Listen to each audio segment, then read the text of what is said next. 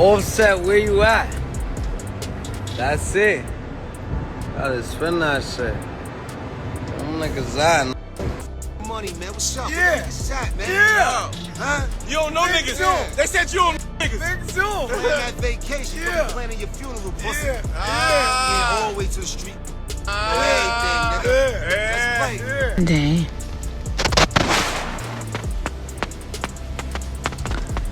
They're yelling, push. You're in pain. Then one day.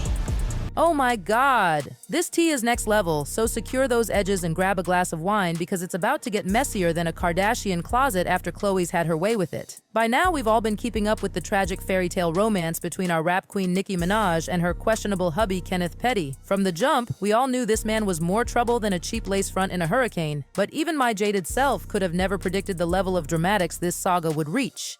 Word on the glam street is that after years of defending her man's criminal past and turning a blind eye to the biggest red flag since the Soviet Union, Nicki has finally had her fill of Kenneth's foolery. That's right, hunties. Ms. Minaj has allegedly filed for divorce and slapped Kenneth with a restraining order amid allegations of domestic violence and drug abuse. The tea is piping hot. Now, we all saw this coming from a million miles away, but it still doesn't make it any less jaw-dropping. This man has been nothing but a liability for our Nicki since day one, with his lengthy rap sheet and zero career prospects beyond leeching off her success. But our head Barbie was so blinded by her ride-or-die delusion that she risked it all for this scrub. We're talking a full-blown Bonnie and Clyde fantasy with Nicki defending Kenneth's horrific criminal past of manslaughter and assault to the bitter end. She even allegedly tried to buy off his victim with hush money when the tea started spilling. This queen was so far down the rabbit hole that she practically retired from rap to be a full-time apologist for her man's reckless behavior. But even with all these glaring red flags, we never could have predicted Kenneth would allegedly stoop so low as to become physically abusive and introduce drugs into their relationship to keep Nicki under his control.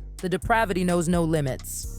According to the scorching hot tea, our girl Nicki has been living a complete nightmare as Kenneth's personal puppet, being plied with illicit substances to keep her passive and controllable. Also, this parasite could continue leeching off her massive success and wealth without lifting a finger. I'm gagging just imagining the violation. What's even more tragic is that it took a full-blown intervention from Nicki's inner circle to finally wake her up from this terrible situation. To have your own friends and family confirming your worst fears about the person you sacrificed everything for, the betrayal and humiliation is unimaginable. But of course, in true ratchet romance fashion, things only got more outrageous from there. This man simply could not go out with a shred of dignity. Oh no, he had to prove everyone's worst opinions of him correct by allegedly snitching on Nicki's whereabouts to law enforcement after she filed for divorce, leading to our queen's arrest on an outstanding warrant while their innocent child was ripped from her arms. The level of pettiness and malice, I cannot. Can you just picture the dramatic visuals as Nicki's cried her signature-colored tears being dragged away in cuffs as baby Papa Bear wailed in the background? Her own estranged in-laws refusing to take the child as they clutched their pearls? This is the kind of Emmy-worthy television the producers of Rachel could only dream of. At this point, I don't even know where to begin with unraveling the layers of toxicity and tragedy in this relationship. Was Kenneth simply a classic narcissist preying on Nicki's insecurities and craving for family from the start? Or did the drugs and controlling behavior come later once he had cemented his spot as her perpetual lapdog? There are so many disturbing elements at play here.